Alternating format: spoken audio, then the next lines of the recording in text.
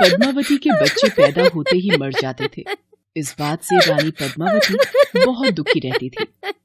एक बार फिर रानी पद्मावती माँ बनी पर ये तुम क्या कह रही हो दासी? रानी पद्मावती ने एक अपाहिज कन्या को जन्म दिया है।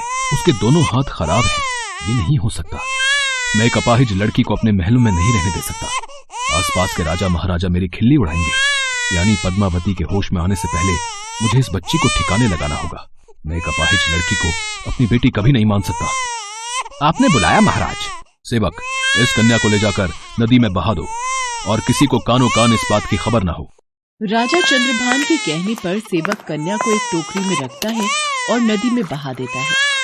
रानी पद्मावती को राजा चंद्रभान झूठ बोल देता है कि कन्या मरी हुई पैदा हुई है। रानी फूट फूट कर रोने लगती है। उधर वो कन्या जिस नदी में बहती जा रही थी, उसी नदी पर राजा चंद्रभान के महल का राजधोबी राजमहल के कपड़े धो रहा था। अरे वो क्या तैरता हुआ आ रहा है? ये तो कोई बच्चा रोता दिखाई पड़ रहा है। हे भगवान, ये नदी में इस बच्चे को किसने बहा दिया? आसपास तो कोई दिखाई नहीं दे रहा। अब क्या करूं? इस बच्चे को घर ले जाता हूं। ये किसका बच्चा है जी? पता नहीं पार्वती, ये बच्चा टोकरी में नदी में बहता हुआ आ रहा था। मुझसे देखा नहीं गया। मैं इसे घर ही ले आया। न जाने किसने इतनी निर्दयता से इसे बहा दिया है। ये तो एक छोटी बच्ची है, पर मुझे ऐसा क्यों लग रहा है इस बच्ची के दोनों हाथ काम नहीं कर रहे हैं। ये बच्ची बीमार लगती है। पार्वती, हमारी भी तो कोई संतान नहीं है। हम इसे ईश्वर की मर्जी समझकर स्वीकार कर लेते हैं, पर इसके दोनों हाथ कैसे ठीक होंगे? सुनो जी, तुम शायद भूल रहे हो, मेरे पास औषधि वाला वो तेल है ना, मैं उस तेल से इसकी मालिश करूंगी। देखना, कुछ ही महीनों में इसके दोनों हाथ बिल्कुल ठीक हो जाएंगे। पार्वती और माधव दोनों कन्या के आ जाने से बहुत खुश थे। पार्वती उस बच्ची को ठीक करने में दिन रात एक कर देती है। औषधि वाले तेल की मालिश से धीरे धीरे कन्या के हाथ बिल्कुल ठीक हो जाते हैं। कुछ साल बीत जाते हैं। पार्वती, तुम्हारी मेहनत और लगन से आज हमारी मीनाक्षी बिटिया के हाथ बिल्कुल ठीक हो गए। इस बच्ची के आ जाने से तो मानो जीवन में नई उमंग लौट आई है। इसे मैंने नहीं, भगवान ने ठीक किया है। उनकी जैसी मर्जी होती है, हमारे साथ वैसा ही होता है। पर हमारी मीनाक्षी बिटिया है कहाँ? सुबह से नजर नहीं आ रही। तुम्हें पता तो है, उसे बस एक ही काम है, उसके कुंदन चाचा के पास गई होगी। पता नहीं इस लड़की को घुड़सवारी और निशानेबाजी का शौक कहाँ से पनप रहा है। एक वो लकड़ी का धनुष बाण तुमने दशहरे पर खरीद कर दे दिया था, बस उसे ही लिए घूमती रहती है। पता नहीं हमारी बिटिया में ये राजाओं वाले शौक कहाँ से आ गए। माधव, हमारी मीनाक्षी बिटिया बड़ी होनहार है। बाबा, आपको पता है, आज कुंदन चाचा मुझे दूर राजमहल तक घुड़सवारी और तीरंदाजी सिखाने ले गए थे।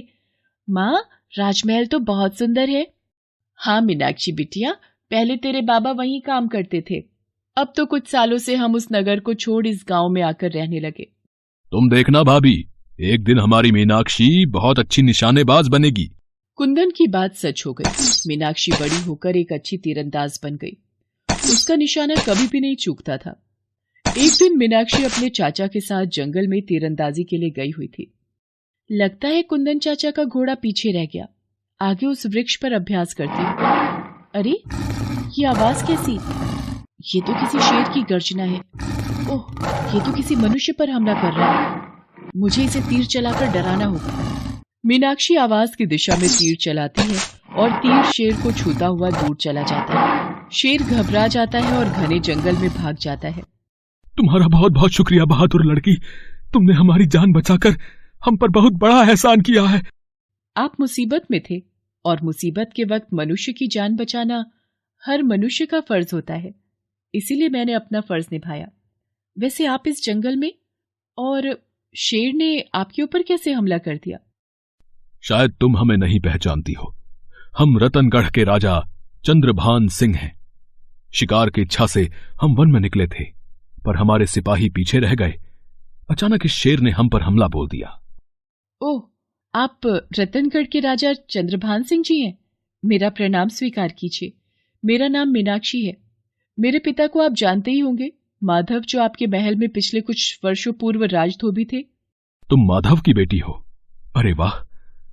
पर तुम में ये तीरंदाजी के गुण कैसे आए? और साथ ही साथ तुम बहुत अच्छी घुड़सवारी भी कर लेती हो।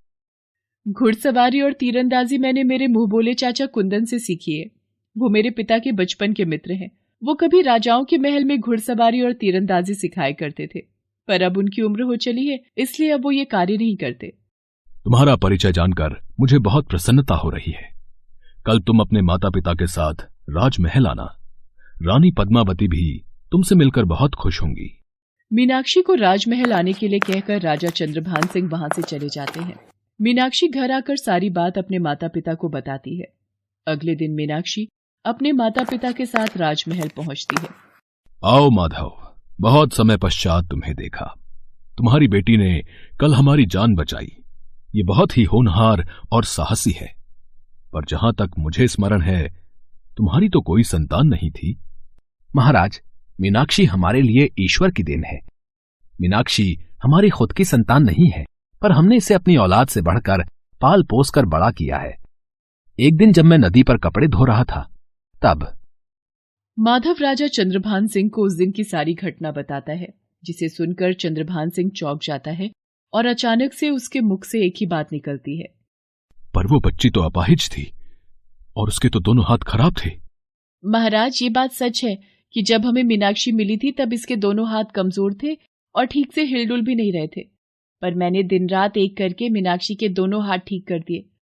पर आपको ये सब कैसे पता महाराज? पार्वती सही कह रही है महाराज। आप ये बात कैसे जानते हैं? यहां से जाने के बाद माधव तो आपसे कभी मिला ही नहीं।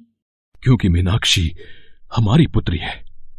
जब ये पैदा हुई थी तो उसके दोनों हाथ खराब थे और मैंने इसे अपाहिज समझकर सेवक के हाथों नदी में बहा दिया। मैंने कैसा पाप कर दिया। जिस बच्ची को मैंने नदी में मरने के लिए बहा दिया, आज उसी ने मेरी जान बचाई। मैं तो पिता कहलाने के लायक भी नहीं हूं। आपने अपनी ही पुत्री को नदी में बहा दिया।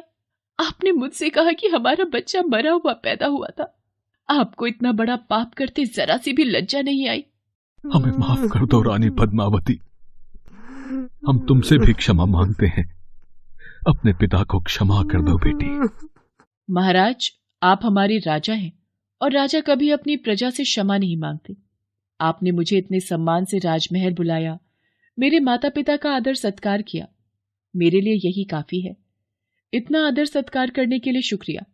माँ बाबा, अब हमें चलना चाहिए। राजा चंद्रभान की आंखें आंसुओं से भीग जाती हैं। मीनाक्षी राजा चंद्रभान सिंह और रानी पद्मावती का आशीर्वाद लेकर अपने माता पिता के साथ वापस लौट जाती है।